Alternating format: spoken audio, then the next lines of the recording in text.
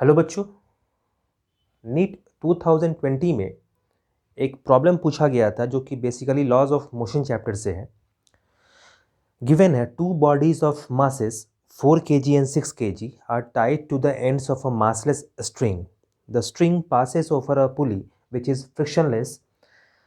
The acceleration of the system in terms of acceleration due to gravity g is. तो problem में एक figure given है, जिस figure को देख के हम लोग को बताना है कि इसमें इस एक्सेलरेशन सिस्टम में कितना प्रोड्यूस होगा, और आंसर हम लोग को जी के टर्म्स में ही देना है। जी का वैल्यू 9.8 या 10 नहीं लेना है, जी के टर्म्स में ही हम लोग को इसका सॉल्यूशन करना है। तो पहले फिगर देखते हैं कि फिगर क्या है और किस तरह से इस प्रॉब्लम में हम लोग प्रोसीड करेंगे। प्रॉब्लम में इस तरह से पुली मास सिस्टम दिया गया है और पुली से दो मासेस इस तरह से शो किया गया है, एक 4 kg का है और एक 6 kg का है।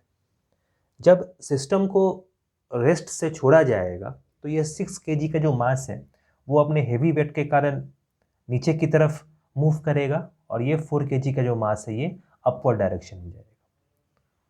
ठीक है, ये तो बेसिक प्रॉब्लम है लॉज ऑफ मोशन पे। तो हम लोग को बताना है कि ये किस एक्सेलरेशन से ये सिस्टम मूव करेगा।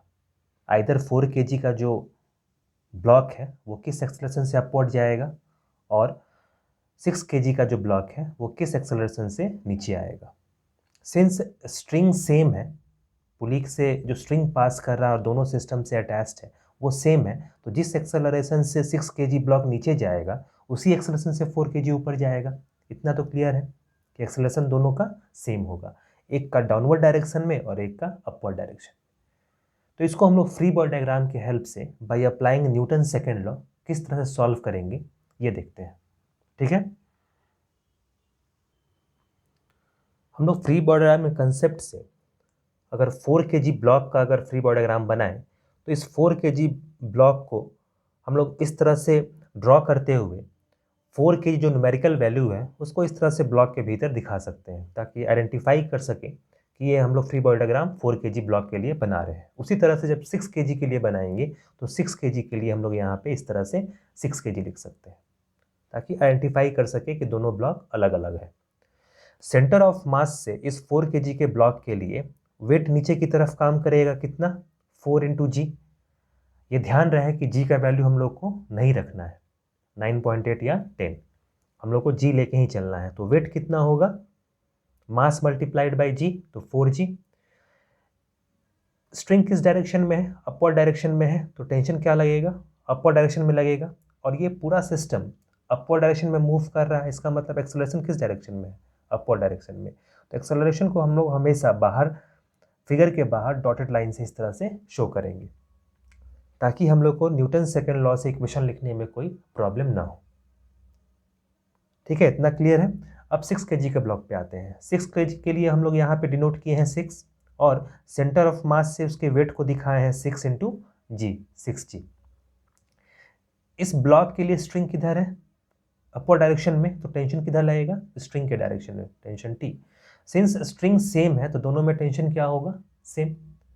और 6 kg का जो ब्लॉक है वो डाउनवर्ड डायरेक्शन में मूव कर रहा है, इसका मतलब है कि एक्सेलरेशन किधर है, डाउनवर्ड डायरेक्शन में। तो इसके एक्सेलरेशन को हम लोग सिस्टम से बाहर एक्सेलरेशन ए से शो कर रहे हैं और एक्सेलरेशन ए को हम लोग डॉटेड लाइन से शो करेंगे। तो ये कंप्लीट फ्री बॉडी डायग्राम है और क्लियर डायग्राम है जिसे समझ में आए। अब हम लोग को करना बस इतना ही है कि इन दोनों डायग्राम के हेल्प से हम लोगों को न्यूटन सेकेंड लॉ अप्लाई करना है ताकि एक्सेलरेशन निकाल सके। फिगर फर्स्ट को देखें, अगर 4 kg के ब्लॉक को देखें तो 4 kg के ब्लॉक को अपवर्ड डायरेक्शन में मूव करना है, क्योंकि 6 kg का ब्लॉक डाउनवर्ड डायरेक्शन में मूव करता है तो 4 kg को अपवर्ड डायरेक्शन में मूव करना है। तो अपवर्ड डायरेक्शन में मूव करने के लिए नेट फोर्स किधर होना चाहिए, एक्सेलरेशन के डायरेक्शन में, यानी टेंशन को ज़्यादा होना होगा 4g से। क्या बोले, एक बार फिर से रिपीट करते हैं, एक्सेलरेशन किधर है, अपवर्ड डायरेक्शन में, तो न्यूटन सेकेंड लॉ कहता है कि फोर्स भी उसी डायरेक्शन में होना चाहिए।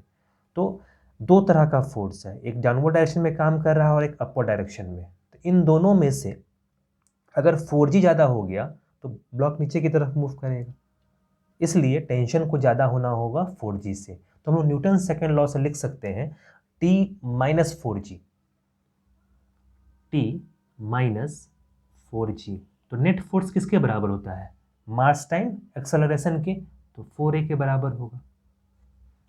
ठीक है, इस सिस्टम पे नेट फोर्स कितना एक्ट कर रहा है? t minus 4g equals to mass time acceleration लिखते हैं हम लोग, net force equals to mass time acceleration.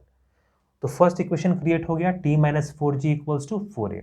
अब इस ब्लॉक पे आते हैं, 6 kg के ब्लॉक पे। 6 kg के ब्लॉक को इधर मूव करना है डाउनवर्ड डायरेक्शन में। एक्सेलरेशन का डायरेक्शन किधर है? डाउनवर्ड। इसका मतलब है 6g का जो फोर्स है वो टेंशन से बड़ा होना चाहिए, तभी तो ये ब्लॉक नीचे की तरफ मूव करेगा। तो 6g माइनस टी, इस पे ये नेट फोर्स होगा। तो लिखेंगे हम लोग 6g minus T equals to mass time acceleration. इस सिस्टम पे मास कितना है? 6 और एक्सेलरेशन कितना है? a। तो ये दो इक्वेशन मिला अप्लाइंग न्यूटन सेकेंड लॉ। अगर इन दो इक्वेशंस को हम लोग सॉल्व करते हैं तो एक्सेलरेशन मिल सकता है हम लोग को। अगर t को कैंसिल आउट करें यहाँ पे तो एक्सेलरेशन हम लोग निकाल पाएंगे g के टर्म्स में। उसी तरह से अगर एक्सेलरेशन को रिमूव कर दे तो हम लोग टेंशन भी निकाल सकते हैं। इन दो स्ट्रिंग्स में टेंशन कितना होगा वो भी निकाल सकते हैं। तो इन दो इक्वेशंस को हम लोग सॉल्व करते हैं। सबसे पहले इसको इक्वेशन नंबर फर्स्ट लिखते हैं और इसको इक्वेशन नंबर सेकेंड लिखते हैं। हम लोग को टेंशन को एलिमिनेट करना है, तो यहाँ से हम लोग इक्वेशन नंबर फर्स्ट से t का वैल्यू कितना रख सकते हैं? 4a plus 4g। तो t इक्वल्स टू कितना मिलेगा? 4a plus 4g। और इस t equals to 4a plus 4g को हम लोग कहाँ रखेंगे? इक्वेशन नंबर 2 में। ठीक है, अगर इक्वेशन नंबर 2 में रखते हैं तो इस तरह से लिख सकते हैं हम लोग 6g माइनस टेंशन की जगह पे क्या रखेंगे? 4a plus 4g, 4a plus 4g ऐसा होगा इक्वल्स टू 6a। इसको फर्दर सिंप्लीफाई करना होगा, 6g minus 4a minus 4g equals to 6a। 6g minus 4g कितना होगा? 2g। और 4a को हम लोग ट्रांसपोज कर सकते हैं इधर, तो 4a प्लस 6 से क्या हो जाएगा? 10a। तो एक्सेलरेशन हम लोग निकाल सकते हैं a equals to 2g divided by 10, that is equals to 2 से कैंसिल आउट करेंगे तो लिख सकते हैं g/5 मीटर पर सेकेंड स्क्वायर। तो ये इसका सॉल्यूशन हो जाएगा। तो किसी भी सिस्टम का, चाहे वो 4 kg हो चाहे 6 kg हो, दोनों का एक्सेलरेशन तो सेम है। तो हम लोग कहेंगे कि इस सिस्टम का एक्सेलरेशन g/5 मीटर पर सेकेंड स्क्वायर होगा। और ये कहाँ से आया? फ्री बॉडी डायग्राम में कॉन्सेप्ट से आया। हम लोग वापस से एक्सेलरेशन g/5 को अगर यहाँ रखें तो हम लोग टेंशन भी निकाल सकते हैं, स्ट्रिंग में कितना टेंशन है। तो फ्री बॉडी डायग्राम में कंसेप्ट से हम लोग आसानी से एक्सेलरेशन वाले सवाल को या टेंशन वाले सवाल को आसानी से सॉल्व कर सकते हैं। ठीक है, समझ में आ रहा होगा। नेक्स्ट क्लास में हम लोग एक और अच्छे सवाल के साथ मिलेंगे और उसको सॉल्व करेंगे। मिलते हैं नेक्स्ट क्लास में।